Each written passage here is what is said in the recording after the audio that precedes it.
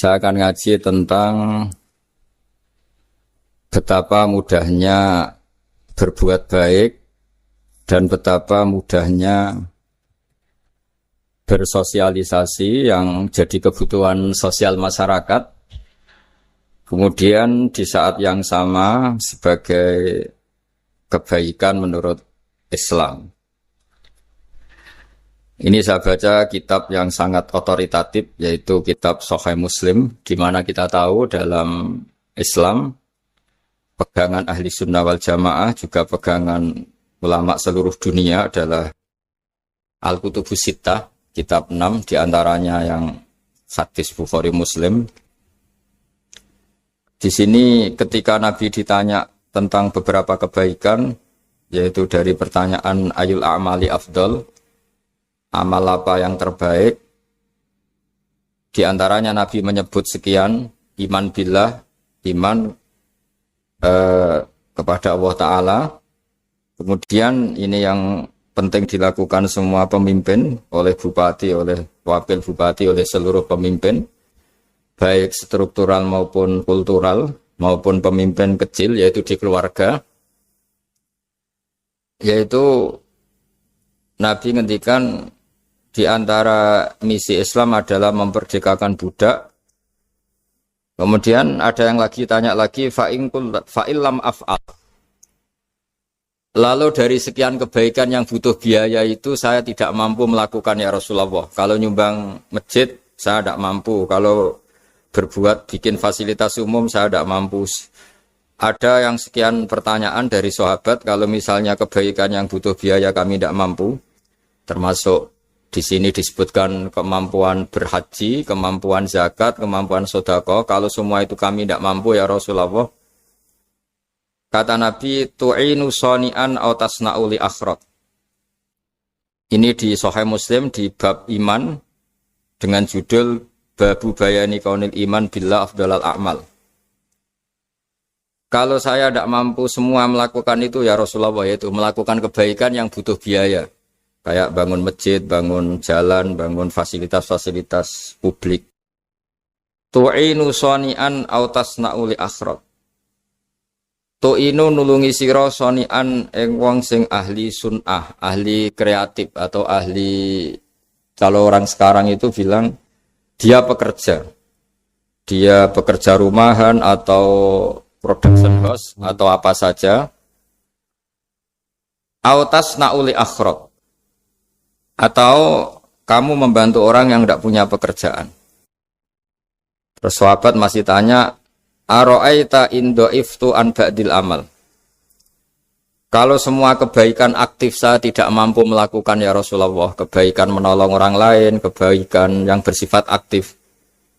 Jawabnya Nabi, dan ini pegangan saya, pegangan kita semua, panduan dari Rasulullah SAW, Nabi ngendikan, takufu syarroka anin nas fa innaha shadaqatun minka ala nafsik. Ya, saya ulang lagi, takufu syarroka anin nas fa innaha shadaqatun minka ala nafsik.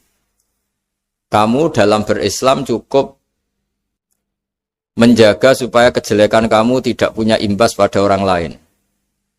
Ya, ini penting dalam Islam. Jadi kalau tidak bisa berbuat baik, potensi keburukan kita jangan sampai menimpa orang lain.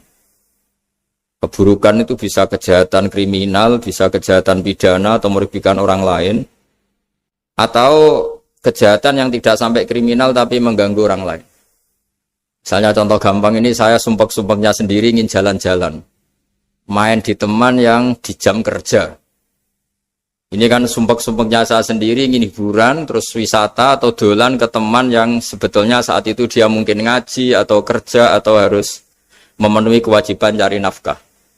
Gara-gara nemuin saya, akhirnya dia dikomplain sama majikannya, atau gara-gara nemuin saya, dia akhirnya tidak ngaji sama santrinya, atau gara-gara nemuin saya, dia terganggu aktivitasnya. Itu juga tidak boleh, karena berarti keburukan kita punya akibat pada orang lain. Jadi kaidah dalam Islam itu kalau tidak berbuat baik, potensi keburukan kita ini jangan sampai menimpa orang lain. Sehingga di sini Islam menyarankan uzlah. Uzlah itu nyepi. Jadi misalnya kita baru penat, baru bawaannya itu emosi, baru gak suka kumpul orang, itu ya sebaiknya jangan jalan-jalan. Karena di antara kebaikan Islam itu tabassum, senyum, atau talqatu wajhin, ceria. Tapi karena kita mungkin jatuh kredit, jatuh hutang, atau punya masalah keluarga, sehingga bawaan kita itu emosi. Nah, dalam seperti ini sebaiknya uzlah, menutup diri. Sehingga kata Rasulullah SAW dalam zaman akhir, di antara kebaikan itu kamu meninggalkan manusia, aktivitasnya, kemudian watadaun nas min syarrik, kamu meninggalkan manusia supaya enggak kena keburukan kamu. Jadi ada momen, ada saat di mana kita mungkin kalau ketemu orang itu bawaannya ingin sengak, ingin ngomong yang enggak enak, atau kita baru penat, itu sebaiknya uzlah saja, mengurung diri di kamar atau isolasi sendiri, karena bawaannya baru emosi. Nah, ini yang jarang dipraktekkan. Kalau sekarang malah banyak yang saat susah, malah bawaannya ingin namam, ingin menvonis orang lain atau ngadili orang lain. Padahal pesannya Nabi, kalau semua kebaikan aktif tidak bisa kamu lakukan itu, takuffu syarra ka'anin nas fa innaha shadaqatun minka ala nafsik. Sehingga keburukan kita, ya saya ulang lagi, keburukan kita yang ingin emosi, ingin apa, itu tidak punya akibat orang lain. Di sini kearifannya Rasulullah SAW, beliau masyhur ngendikan, layak dilqadi wa ghadban. Jangan sampai seorang hakim bikin keputusan ketika emosi, karena bawaannya orang emosi itu pasti nggak terkontrol intelektualnya, nggak terkontrol nuraninya, nggak terkontrol semua sifat baiknya. Itu kalau punya keputusan bahaya sekali. Sehingga Nabi dari awal ngendikan layak dilqadi wa ghadban. Orang yang sedang emosi tinggi jangan bikin keputusan penting. Kemudian oleh ulama diteruskan juga jangan bikin keputusan penting orang yang sangat lapar, atau yang sangat kenyang, atau yang sangat ngantuk, atau yang super sibuk. Jadi hal-hal yang potensi buruk dalam mengambil keputusan itu harus ditinggalkan. Sehingga misalnya bupati atau wakil bupati kalau sedang tidak nyaman dengan suasana apa, nggak boleh rapat kemudian memutuskan keputusan penting. Begitu juga kiai dan semuanya. Nah, ini yang supaya otoritatif. Kenapa saya bawa kitab itu logikanya jelas ya. Kita sebagai dai, sebagai ustadz, atau sebagai mubalek, atau sebagai siapa saja, yang ingin kita wariskan ke umat Rasulullah adalah dawuh-dawuhnya Nabi. Dan kalau kita ngaji tidak pakai kitab, itu sebenarnya umat kita jejali dengan pikiran kita, dengan ide kita. Jangan-jangan ide kita, pikiran kita ini tidak mewarisi pikiran Islam, tapi pikiran kita atau emosi kita. Tapi kalau kita baca kitab, artinya umat ini berhak mendapat apa yang diteladankan dan disabdakan oleh Rasulullah SAW.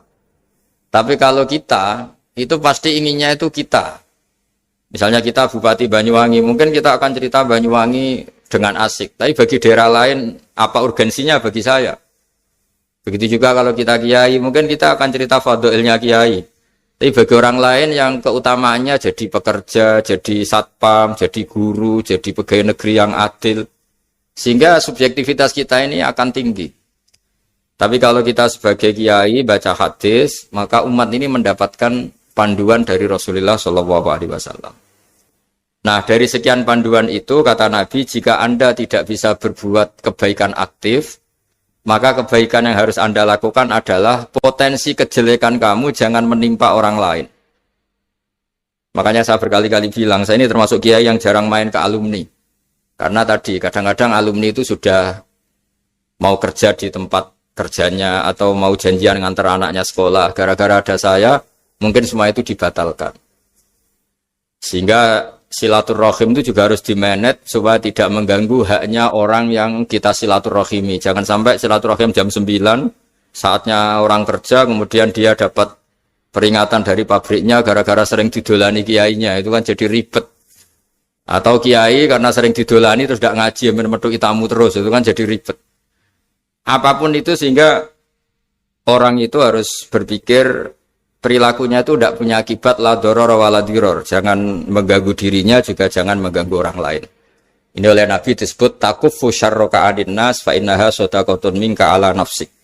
Sifat buruk kamu itu harus dijaga supaya tidak menimpa orang lain, dan itu berarti menjadi sedekah kamu atau amal kamu pada diri kamu sendiri. Jadi ini penting dimaklumatkan ke semua kita bahwa saat kita tidak bisa berbuat baik aktif, misalnya nggak bisa sedekah, nggak bisa menolong orang, setidaknya keburukan kita tidak menimpa orang lain.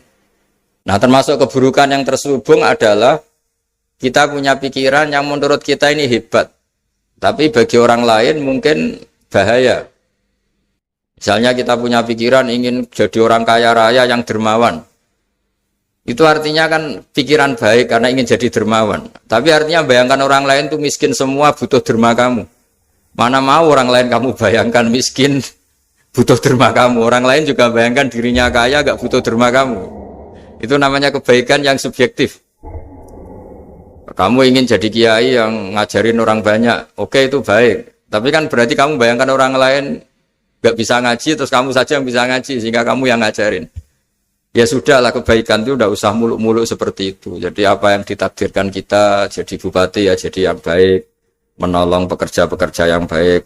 Saya kemarin diceritain banyak oleh Mas Anas aktivitas Pemda Banyuwangi yang menolong banyak orang, juga masyarakat juga saling menolong dan seterusnya dan terusnya. Jadi ini jelas maksud saya supaya bupati dan semuanya pemimpin melakukan kebaikan itu berdasar panduan dari Rasulullah SAW, di mana di antara aturan yang dianjurkan beliau adalah aktivitas kita sebagai manusia adalah tu'inu soni'an au tasna'uli akhraq. Ya, saya ulang lagi, saya ulang teks hadisnya secara lengkap supaya dapat berkahnya Rasulullah SAW.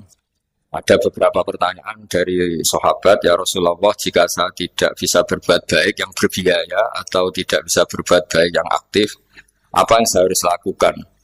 Nabi ngendikan tu'inu shani'an aw tasna'uli asra. Kamu membantu orang yang bekerja atau kreatif, orang-orang yang kreatif atau pekerja apa saja kamu bantu dan bantu orang yang tidak punya pekerjaan. Terus ditanya lagi, qultu ya Rasulullah ara'aita in du'iftu an ba'dil amal. Bagaimana kalau itu pun saya tidak bisa ya Rasulullah? Terus Nabi ngendikan tafukufu syarroka anin nas fa innaha shadaqatun minka ala nafsik. Yang penting keburukan kamu tidak menimpa ke orang lain dan itu bagian dari sedekah kamu. Nah, perlu saya ingatkan ke semua kita lah. Makanya pentingnya membaca umat Islam dengan ilmu usul fikih. Saya berkali-kali bilang, jika ada seseorang tidur, itu jangan kamu baca sebagai tidur yang meninggalkan tahajud, meninggalkan sholat qiyamul lail, meninggalkan wiridan di malam hari. Tapi juga bacalah saat itu dia tidak dugem, tidak maksiat, tidak narkoba. Sehingga barokahnya ilmu itu ada respek pada umat Islam yang tidur. Karena tidur itu juga ada fungsi meninggalkan sekian maksiat, sekian kriminalitas. Tapi kalau kita kulino tidak baca dengan ilmu, maka melihat orang tidur itu ya kayak meninggalkan tahajud, meninggalkan wiridan, meninggalkan qiyamul lail. Sehingga bawaannya kita ini akan kurang respek. Tapi kalau kita membacanya dengan ilmu, orang yang tidur di malam hari, maksudnya ya sudah sholat isya, itu ada sekian potensi maksiat yang dia tinggalkan. Dia tidak ngerasani orang, tidak adu-adu orang di medsos, dia tidak dugem, tidak meninggalkan. Pokoknya ada sekian kebaikan dalam saat tidur itu.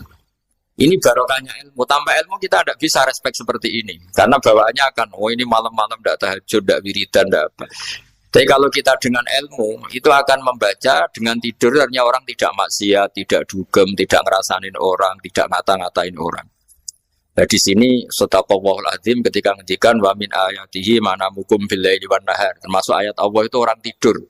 Maksudnya tidur yang dengan dimaknai positif tadi, bisa istirahat, bisa meninggalkan maksiat, bisa apa-apa. Nah ini di sini hebatnya Rasulullah SAW ketika beliau memandu kebaikan. Di antara kebaikan itu apa? Takufu syarroka anin nas fa innaha shadaqatun minka ala nafsik. Kamu, potensi buruk kamu atau keburukan kamu jangan sampai menimpa pada manusia, pada orang lain. Dan itu bagian dari sedekah kamu. Ya, saya mohon maaf sama Bu Bupati, sama semua Pemda, sama Wakil Bupati karena saya tidak bisa lama-lama. Saya punya wadifah. Tadi ini pun sudah ngurting ngaji saya karena saya harus ikut ngaji di sini. Dan mari sama-sama berdoa. Al-Fatihah.